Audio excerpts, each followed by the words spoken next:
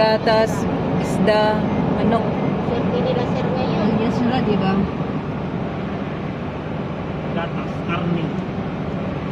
Malakas ang bentahan nila ngayon. Mahal na ng manok.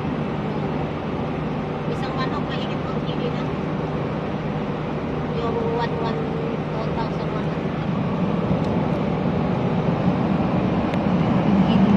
Isang piraso.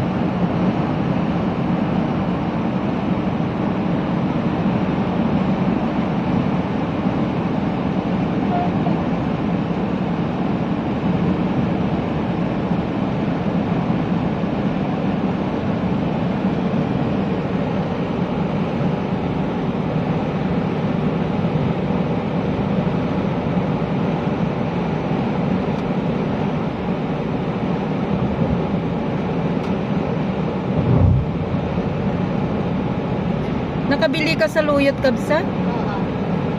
Ano naman? Latana? Lantana? Yung sa ibabaw. Mas fresh pa man ako dito kaysa gulay. Wala na. Kita to sa atin ko.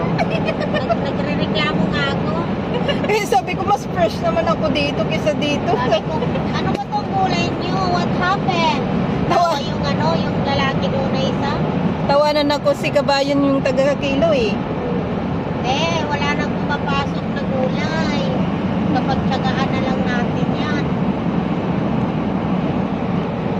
Lalo na yung yung mga sitang nila. Yung sitaw, oo. Bagong dating. lagay, yung kanina. Yung okra nila, tinago pa. Oo, Okra, dito lang yan sa dito Wangpa. lang. Basta ang lang, hindi nakakapasok sa kanila daw yung mga mamahaling mga gulay. Pero yung mga okra, yung mga sitaw, kiyar, dito pa sa Pulitin, Cagayan. Sariling ano na sila.